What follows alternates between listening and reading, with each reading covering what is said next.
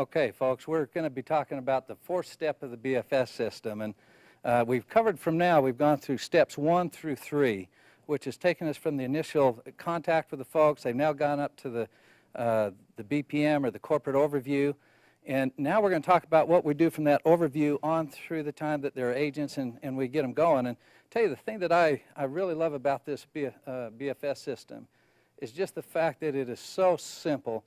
Folks, we can take any person that really wants to potentially be a superstar right now, and really all they have to do is they have to learn, and then they have to teach those 6 steps. So the first step is prospecting.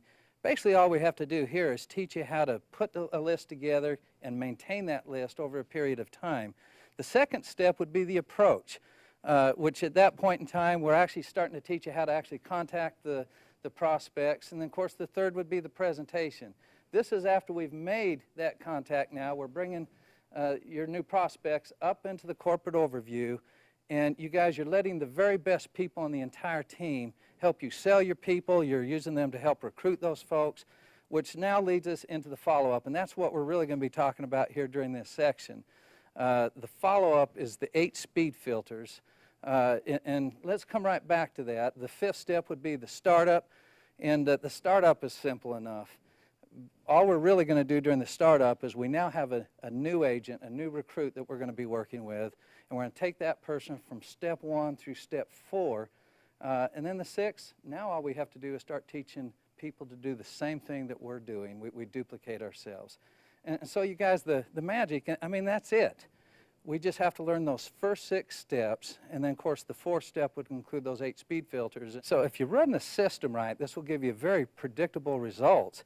And the key is to get out there and get this thing going to where you actually know your math. You'll end up with certain averages. I know different offices will have different averages. I know for our office, as we've looked at our numbers over the years, when we properly execute a top 25 list, we'll usually end up with 5 clients, approximately 10,000 points, maybe 3 recruits out of that.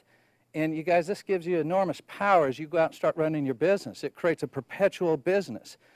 For example, if you're getting 3 recruits off each list, then every time you run through a list, you end up with 3 times the prospects of what you originally started with. And when you look at what it would take to actually go out and earn a marketing director promotion, right now you have to have 90,000 points in about a 90-day period of time. Well, folks, basically if you ran through 9 lists, if that's what your averages were, you'd be a marketing director as long as you did that within the first 90 days. And I look at this, I think back to, I think of maybe a pro baseball player. You look at some of the great batting averages of the day, and usually 300% plus will be considered that. And you guys, they pay these folks millions of dollars for that average. But have you ever thought about what that really means? If a guy has a 300% batting average, it doesn't mean that they hit a home run 3 out of 10 times. It means that they just managed to get on base 3 out of 10 times. It also means, though, that 7 of those 10 times that they're up to bat, they're either flying out, they're striking out, in one way or another, they're out, and they pay these folks millions of dollars.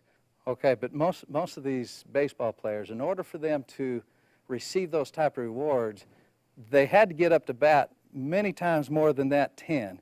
Most of these folks had to get up hundreds of times, maybe thousands of times, over their college or high school careers, and even into the pros sometimes. And you know, I look at our company, and you guys, we're not going to bat 100% every time we go out there.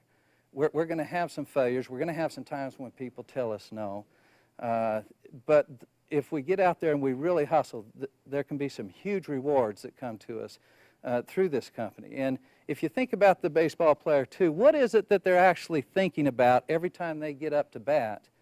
They're not thinking, man, I'm going to strike out this time. They know that they're going to strike out 7 out of the 10 times, but not this time. This time it's going to be a home run. This time I'm going to knock that thing out of the park. And then if they do strike out, they're not going back to the dugout thinking, man, I throw the bat away. You guys, they want that bat back. They want to get back out there at the plate, and they want to go out and hit that next home run. And as you and I go through our business, there's going to be people that raid on our parades. There's going to be people that tell us no. There's going to be people that say, you can't do this. There's going to be people that are going to say that this thing won't work. Well, there's just too many people that have been successful in this company for somebody to realistically be able to say that. See, the great thing about this, if you get up to bat enough times, folks, there can be some huge opportunities that this company can provide for you.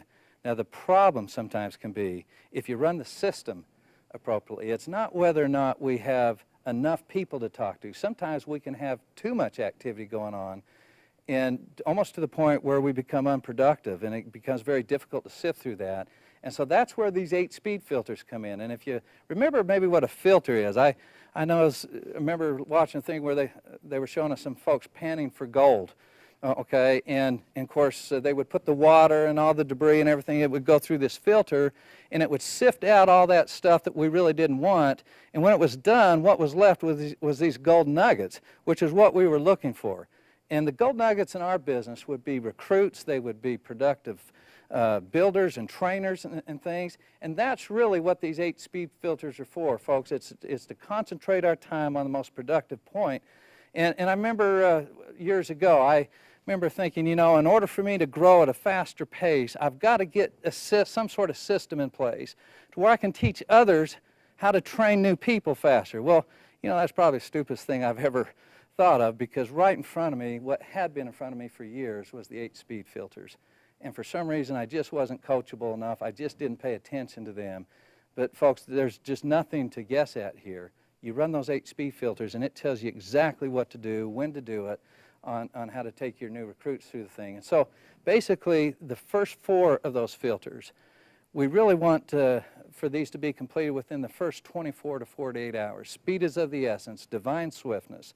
Okay, and we've now, again, the first 3 steps took us up to the point to where these folks were now at the BPM. And so what do we do with them at this point in time? And, you know, it's been my experience over the years, as people get out there and they start building, oftentimes we just get worried about making sales all the time. Well, folks, I think when we do that, we really miss the opportunity that this company has to offer us, in the fact that there's more than just the sales. So folks, my suggestion would be, don't worry about the sales. Aim for recruits, sales will come. In fact, if you run the system, usually you'll be able to have many more sales because of that. Now, the first speed filter then would be, when they come to the meeting, is do they stay after the meeting? Now, first of all, if they don't stay after the meeting, what do? You make them a client. And that's going to be our point as we go through here. It doesn't matter what you do, we'll always have an opportunity to try to make them a client.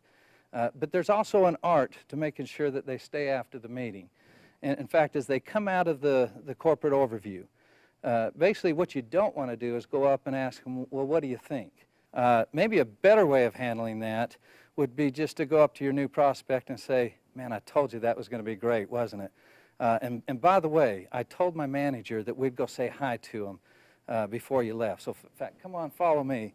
And folks, you just start walking to see your manager. Now, when you start walking away, they pretty much have to follow you, okay? And it's very critical that you want to make sure you get this appointment set up before they leave the office that night. Now, the second speed filter then would be to pick up an info pack. Most of your offices will have a package of information that will be available for them after the meetings.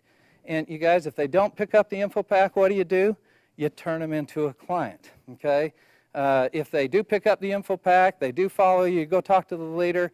Now, the purpose there is to actually set up a follow-up interview, an MD interview, which is the third speed filter. It's setting up the MD interview. Now, again, if they don't do that, what do you want to do? Well, folks, you want to try to get an FLS set up with them so that hopefully you can go over and help them from a client standpoint. But as they're coming out of the corporate overview, there's also an art to making sure this interview gets set up. And rather than going up to them initially and saying, well, what do you think? It might be better if you possibly said something more of a positive statement like, hey, didn't I tell you that would be great? In fact, I told my manager that we'd say hi to you before we left and stuff. In fact, follow me. We'll go talk to him.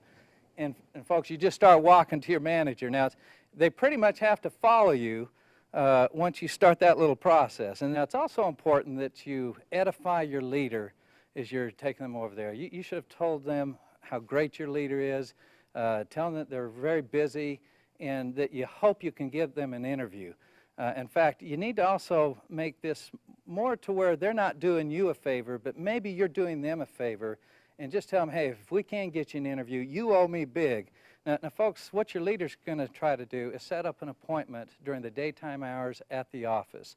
And again, we want to put some intrigue into this. Now, a lot of new people, what they'd like to do is they'd like that leader to maybe bend around a little bit more for that client in the aspect, or excuse me, your prospect, in that let's go see you at your home, after hours, all that type of stuff. Well, if you're interviewing at any major firm in the area, usually you're going to have to go right into the office during the daytime hours to do that. And so again, we want to keep this as professional as possible during this point in time, which also now leads us to the fourth then. We've set up the interview, and now it's time to actually do the MD interview itself. And we're going to come back and teach more on this here in just a minute. But again, if they don't actually show up to the interview, then you want to go back and try to perform an FLS again. So you guys, again, in all cases, it doesn't matter what's happened at any stage or step as far as the filters. If they don't get to the next filter, you're always going to go back and do your best to help them out as a client. Now, that takes us from step 1 through 4, which again, we want it to happen within the first 24 to 48 hours. Now, at this point in time, if they've gotten through all 4 of these steps, they're now an agent, they're now signed up, they're ready to go, and now we begin filter 5. And this is where the real action really starts. The 5th filter then would be the business plan. And I think a lot of people really miss this when they actually bring on a new agent. Because too many times we get that top 25 list and we say, all right, let's put that list together and let's go see them. Well, you guys, that's just a little bit too fast. We've got to give these folks a reason to want to go out and do this thing. And this is also a great time for you to do a little bit of bonding and let this new agent know that you really do care about them, you really do care about their family, and this is a great time to start going over goals. And I would tell you that you want to find out, number one, what they want, and you don't want to just focus on income. You know, you talk to a lot of folks, they might have a drill, but it's not the drill that they want. It's that little hole that drill makes that they really want. And who cares about the drill after that, right? If there was another tool that did that more effectively, more efficiently, then that's what they would use. Well, when you're talking about dreams and you're talking about goals, income is simply the drill. We need to get into their hearts and find out really what it is that these folks want. And some of them might tell you, well, I want to get my wife out of work. Some of them might say, I want to fire my boss. Man, I just want some freedom. I want to decide when I go to work, when I come home. I want to decide what my income is. Whatever those goals are, that's what you need to find out. And then you need to find out what they're willing to sacrifice to get them. What's your time commitment? What are you willing to do for this? How much work are you willing to put in? And folks, you take that information and then you set some realistic goals. You come up with a personalized game plan for these folks to go out there and do it. And then you team up as a partner and you go try to make that thing happen to the best of your abilities. So you use that business plan to give them a roadmap to where they want to go. And I tell you, one part of that business plan that I would certainly focus on, you guys, again, this company will allow you to go out and build a business. We want to focus on trying to help these folks become marketing directors and build a business of their own by the time we're all said and done. Now, the 6th step is the financial strategy. This is where we actually sit down with these folks and educate them on the financial concepts in which we teach our clients. And hopefully they're in a situation where we can actually get in there and help them. Now, there's all kinds of reasons why we want to do this. Number one is, yes, we'd like internal consumption where it's appropriate, but I'll tell you what the big reason is. There's nothing that cements a new recruit in more than actually being a product of the product. It's when we're helping them with that portfolio and they're seeing the results and the things that we can do for they and their family. That's when they truly start to fall in love with this thing. That's when they truly now are better at going out and explaining this to other folks. And it's not what you say when you're recruiting or what you're selling. It's how you say it. And certainly when you're a part of this thing, there's a lot more passion that goes into it, which brings us to the 7th speed filter, which is developing that prospect list. And I think we need to do this at lightning speed. It should be within 24 to 48 hours after they initially say I do. Not from the time that they turn a membership agreement in, but from the time that they say I do. It's important we get them out in the field extremely quick. And then finally, you folks, the very last speed filter would be the matchup and getting them through the ASAP program. The ASAP's important because we want these folks to go through the entire training process. We want to see what happens when we're picking up a financial strategy. We want to see what happens when we present the results and the recommendation from that financial strategy, so that by the time they come out of licensing, hopefully we've got a small team built for them. Hopefully they've seen several clients made in the process of it, and these folks are ready to go and go out and build a great career. So the matchup then is that magical tool we use to get the team into motion, to get this person out there and going, and it's absolutely vital we give them some success right off the bat. Now, let's go back to the fourth filter for just a minute, the MD interview. Now, folks, what we really want to do at this point in time is we're really just trying to bring them to a decision of some sort. Again, they've come up to the meeting, we've now got the MD interview set up, and we're going to use this, and it almost doesn't, what we don't want is a maybe. A yes is good, a no is good, because even a no, we know it's time to move on and go to some different level with this thing, but we do want to try to avoid the maybes, and so the MD interview is to really hopefully inspire that yes decision. Now, you know, as you go through that MD interview, there's a couple things that I would just start off by asking them normal questions you normally hear in an interview. Number one is, you know, from what you've seen so far, Mr. and Mrs. Prospect, what intrigues you the most? And then you might ask them, you know, to tell them just a little bit about yourself and you know, what type of business background do you have? What type of schooling? You know, what do you like to do? And then I would get in there and maybe even just share a little bit of yours. I've always believed if we make ourselves vulnerable just a little bit, that they'll open up to us just a little bit more. And I know for myself, oftentimes I'll just share a little bit about my family. I remember here a while back, we were out in our yard, and it was during the springtime, and we had my little two and a half year old boy was out there, and I don't brag about too many things, but I love my backyard. We've got this little lake back there, and there's got these mountains, and I've got like 3.5 acres, a little swimming pool up here, and my little boy had this little red baseball cap. It was kind of flipped to the side, and he was standing up on his little tippy toes, and he was swishing this little weed in our little bird bath back there, and my wife was sitting down there taking pictures of this whole thing, and I'm just sort of taking it all in. And I told my wife, I said, you know, hon, I said, this is my dream. I've always dreamed about having this type of environment to go back to, this type of privacy, to be back here with my family in that way. And you guys, it's not maybe that I couldn't have even afforded it in years past, but I wouldn't have had what? I wouldn't have had the time. There's just no way that I would have been out there in the middle of the day without a care in the world, enjoying that time with my family. Now, I know that that's a corny dream, but you know what's cool for me? That's my corny dream. And again, folks, you can tell whatever story that you want. It needs to be your story. It needs to be from the heart. It needs to be something that means something to you. And then it's time to start talking about them and where their career paths are going. And I would, personally, I would just ask them, hey, if it were a perfect world, what would happen to you here?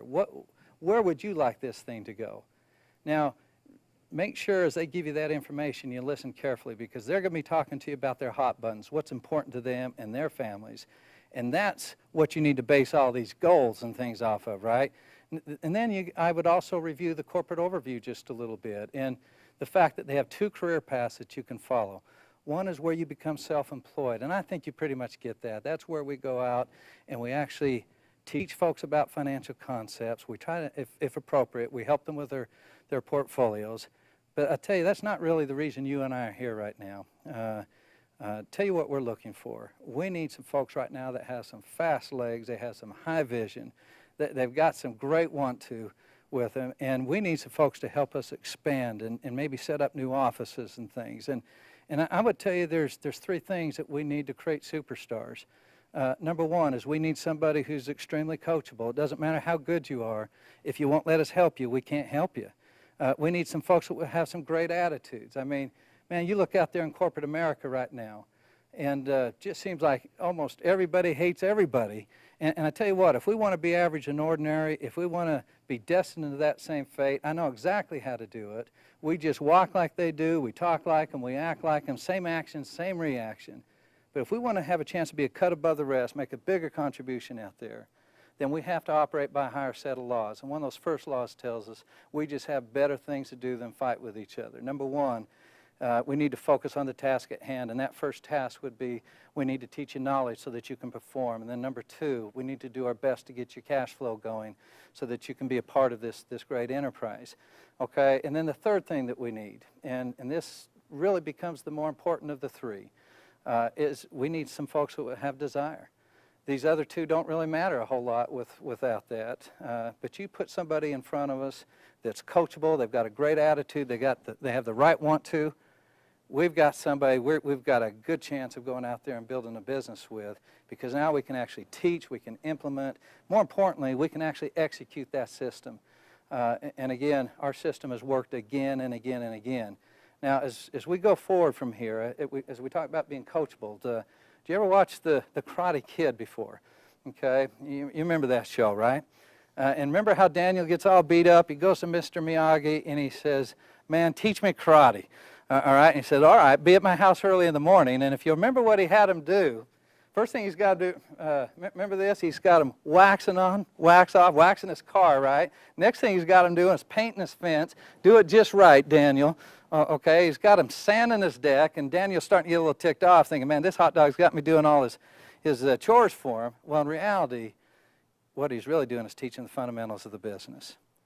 And if we would like to have a chance of getting you from where you're at up to marketing director within a reasonable period of time, there are hundreds, maybe thousands of things, little things that we have to teach you. Now, if we try to chuck all those down you in one bite, you're going to throw up and die on us, and none of us want that, right? So you're not going to have the benefit of being able to see this entire picture when we first start. I'm going to ask you to trust us for just a little while. Now, I will also promise you this, as we go through your training program, this is not a maybe, it will be this way. There will be times when you're thinking, wax on, wax off. Why are they having me do this? This does not make sense to me. I'm going to ask you to put those thoughts aside for just a little bit and trust us for maybe 90 to 120 days. Everything will have its place. Everything will have its time. Nothing is for naught. There's a reason for everything that we do. And by the time we get through that period of time, this stuff will finally come together, and I think you'll see how brilliant this system really is. So if you'll be coachable just over that period of time, we have a great chance of going out there and building a super business for you. Now, here's where we'd like to go from here then, okay? First of all, we need to create a list. And then, folks, what you want to do is you want to actually sit down with your new prospect, your new recruit, and you want to help them build that list. Don't just send them home to do it on their own, and help them qualify it, make sure they get in the right market. You want to get their membership agreement taken care of, and you want that membership agreement as quickly as possible because it helps commit them to the business and stuff. Hey, I tell you, I love this business format system more than I can tell you. I know it has certainly been a great asset to my family, to our team, and our office, and we look forward to seeing all of you at the top. Thank you.